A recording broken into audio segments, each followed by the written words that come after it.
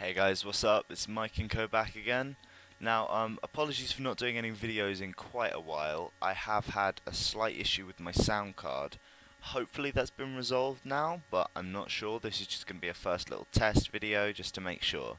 Okay, so, now a while ago I did a video on Jewels of the Planeswalkers 2013. Of course, that was quite a while ago, so 2014 has come out now. Now, I have been playing this voraciously. I have completed the campaign, all of the planes. Sealed play, I've got a lot just because I enjoy building the decks, but I've got a progression of 83% on a black, white, blue deck. On the Revenge, I'm not doing very well at all, much to my displeasure. I mean, I've gotten up to Jace, who is the first of the Planeswalkers. He's so difficult. He's got an illusion deck in this one, which is just does my head in. Okay, so what I'm gonna do is I think in this episode I'll do a quick just show through of the deck I intend to use, which is Chant of the Muldiah. Or I might use Liliana's zombie deck. Basically, what this deck does is every card in here. So, for example, let's go with Exploration. You may play an additional land on each of your turns. What that does is literally what it says on the tin. Lets you play an extra land each turn. You've got Oracle of the Muldiah, you can play another additional land. If you have both of those out, you can actually play 3 lands a turn, which is seriously overpowered. This one, if it's a land, look at the top card at the beginning of your upkeep. If it's a land, put it on the battlefield. Now these are all really overpowered, and you combine the deck combines them with things that when lands enter the battlefield that you control, you do things. So Spore Mound puts a 1/1 sapling, Grazing Gladeheart gains you 2 life, and then you've got the other stuff that does things. But this is an Eldrazi deck. Your main objective is to get Pathrazer of Ulamog, It That Betrays, or Eldrazi Conscription on the field. Now, I'll start with Eldrazi Conscription. Enchant creature. Enchanted creature gets +10/+10 and has Trample and Annihilator 2. Trample means that any damage your creature would deal over the defending creature's toughness goes straight to that player.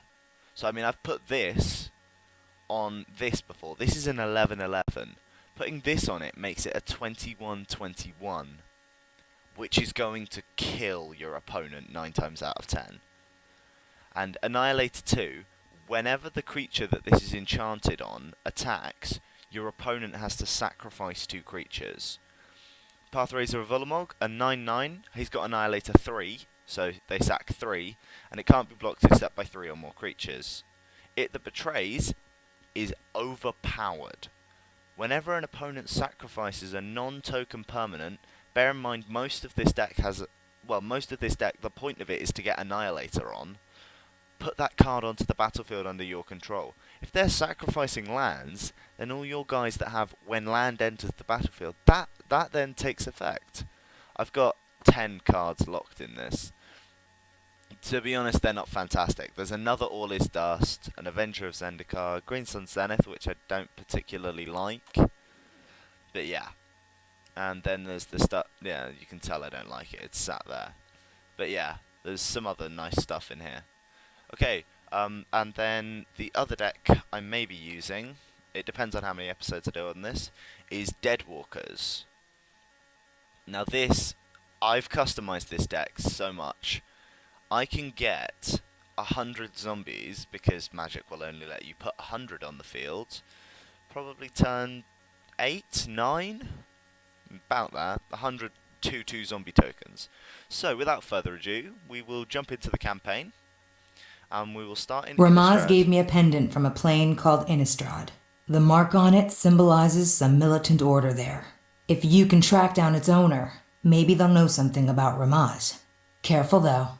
Nothing's more dangerous than armed zealots.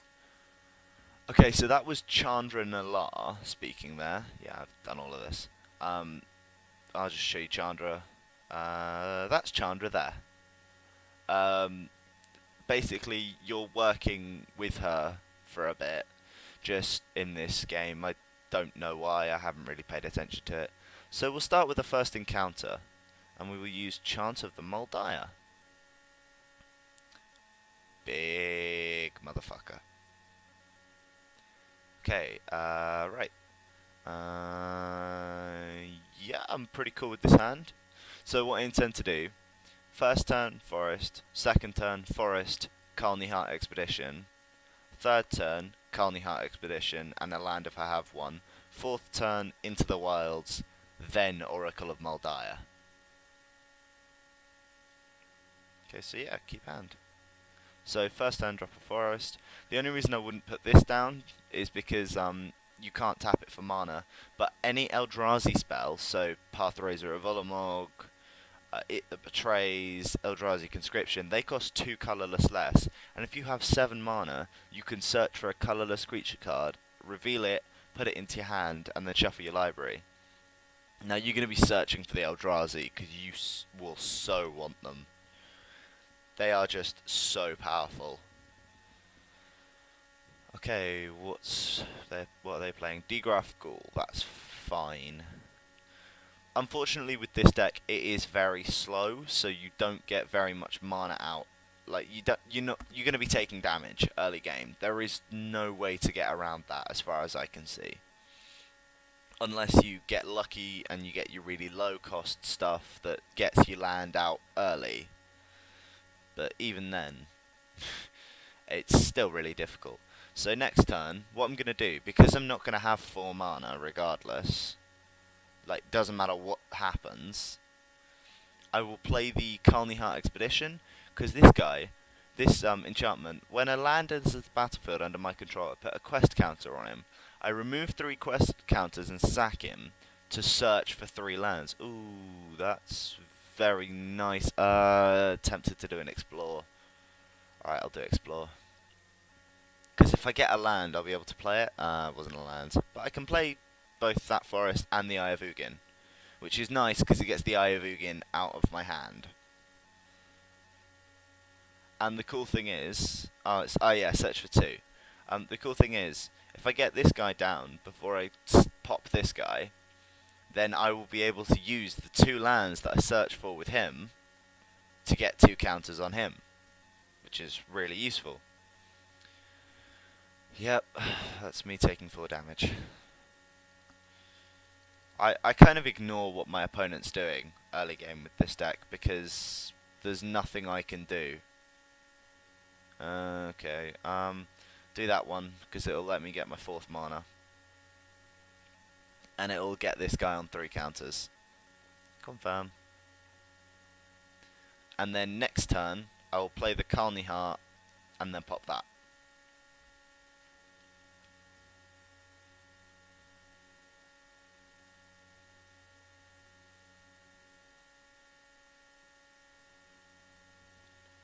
That's another 4 damage. I mean, I could have thrown this in the way.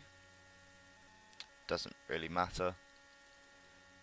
With this deck, I take a lot of damage early game. It's just kind of a fact of playing this deck, in my opinion. Okay, so that's been played. So now we sacrifice this, and we get 2 lands, which will get 2 counters on this. And now if we can explore into a land, that will then give us the ability to get that on 3 quest counters, and we can straight up sacrifice it. No. Okay, but we do have 6 mana, so we can drop the Primeval Titan. And I will throw that in the way of something next turn. What's he got? Just a 2-2 with nothing, and a 2-2 with nothing. That's alright. Yep, he's going to attack with both again. I'll throw that in the way, just chump block it. Annoyingly, I want to put one of these out, but there is no point me doing that yet. Yeah, that's the card that I use to get lots and lots and lots of zombies. Okay, I might actually lose this one. That would be thoroughly amusing. First video back and losing. Could be awkward. Although if I wait for the yeah, if I wait a turn, I can play the Spore Mound and use that then to get the 2, which will give me 2. Yeah, okay. I'll show you what I'm gonna do it. It's easier than explaining it. So just wait. Yeah, he gets a 2/2 zombie. He might swing because it's kind of worth it. Yeah. He's gonna be getting a zombie next turn anyway. He would have only been getting one. This thing, put X 2/2 black zombie creature tokens onto the battlefield, where X is half the number of zombies you control, rounded down. So because he had 3, he was gonna get another one anyway, and he might as well swing. Oh, okay. In my opinion, he shouldn't have swung unless he can return to the battlefield. It's to hand. Unless he's gonna play it. Yeah, he's going to play it. Okay, so now he's actually going to get 2 zombie tokens. I'm in a spot of bother. So, Spore Mound. This guy. Because that will give me 2 1/1 Sapling tokens from Spore Mound's ability. Then I'm going to drop a forest, and I will probably play the Oracle of Muldiah. Just in the hope that I can get another land from the top of my deck. And it is a land. Awesome. Ooh, It That Betrays is coming up next. That's very nice. Each player sacrifices all coloured permanents he or she controls. Now, a good thing is if I can get It That Betrays out before I do that, I get everything he just sacrificed. Which is really nice. Especially when he's got that on the field, because I'd get that as well. 40 FPS, not bad. Rotting Legion, okay. I may need to play that before then. Although I've got the mana to get it out.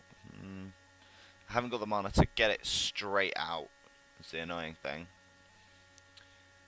I could do 5. No, is it 5? Yeah, 5, 6, 7, 8, 9. And then I wouldn't have enough to do that. 4 would bring me down to 8, and I would have enough to do that. 5 would bring me down. Yeah, it's easy to do the Spore Mound, because then I can do the Eldrazi thing. Okay. It That Betrays, because I now have an All Is Dust in hand. I've got 3 of these in my deck. Oh yeah, this guy. He's got a really awesome animation when you look at his card. Like, that's the actual picture on the card. Without the sparkles, obviously. Okay. Now, I should have enough stuff. Oh, no. Yeah, that's a thing I forget about on this one. That button becomes attack with all when you're in your attack phase. Yeah. But yeah, I should have enough stuff just to throw everything in the way. And next turn, It That Betrays. Turn after, All Is Dust. Which will actually keep my Eye of Ugin. And, well, it keeps all lands, because lands aren't technically coloured permanents. Exploration. That'd be another additional land. Yeah, why not? I'm playing that. Oh, yeah, of course, because they cost 2 less. How much was the 8? Oh, I thought it was 12. No, I thought it was 11. Turns out it's 12. Okay, I now have It That Betrays, so my opponent is really going to want to keep some stuff back to chump block. But what he doesn't know is that I have All His Dust sat waiting in my hand, just waiting for next turn. Put the +1/+1 counter for each other zombie you control. Okay, that's going to be rather big. How many zombies does he actually have? 15. Well, 16 now, including that, so he'll get 8 next turn. Yeah. 5. Yeah, he's contemplating whether to attack. Yep, there we go. Okay, I actually think he has more than enough to kill me at the moment. I won't be able to try and keep some of my stuff alive. Literally, everything just has to get in the way of stuff.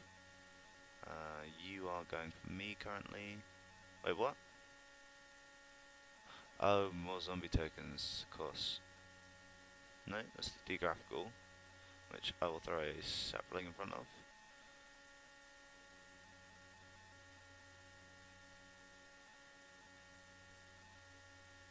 Huh. I'm confused. There's something coming from over there. It's coming towards me. Ah, there we are. Yeah, it is the D graphical. Okay.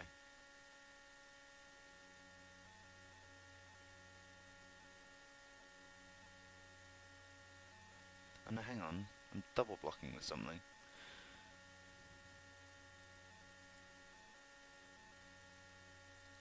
There we go. Slightly more reliable.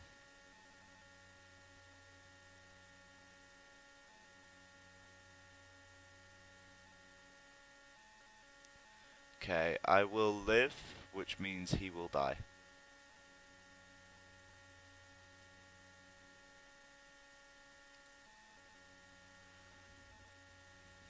Yeah. Oh crap, I was double blocking. If I die, this is going to be annoying.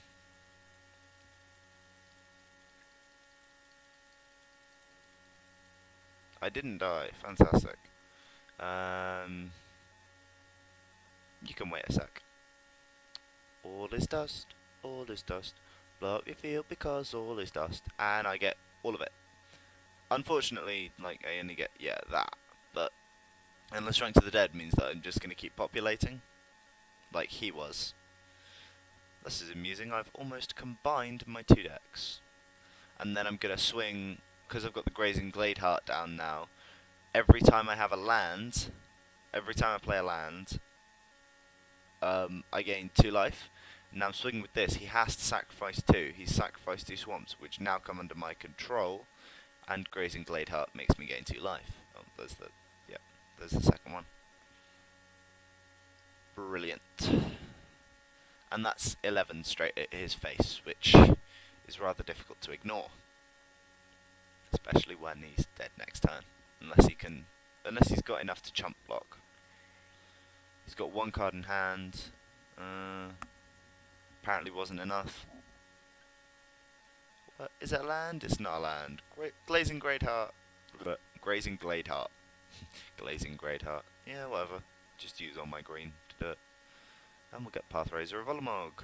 Not that it really matters. Continue into combat step. And no, not attack with all. That would be slower. Okay. That is this match, hopefully, won. Unless he can pop that with something like a murder.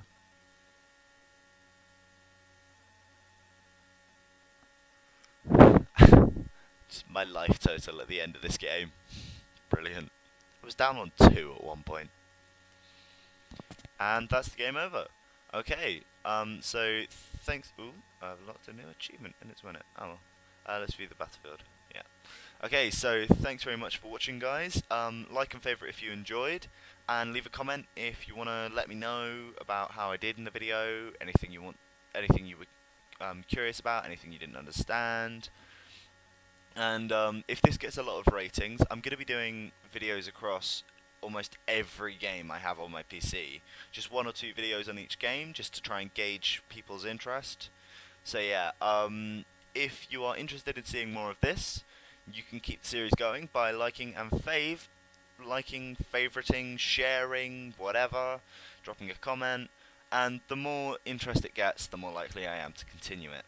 So thanks very much, guys, and I'll see you later. Ta-ra!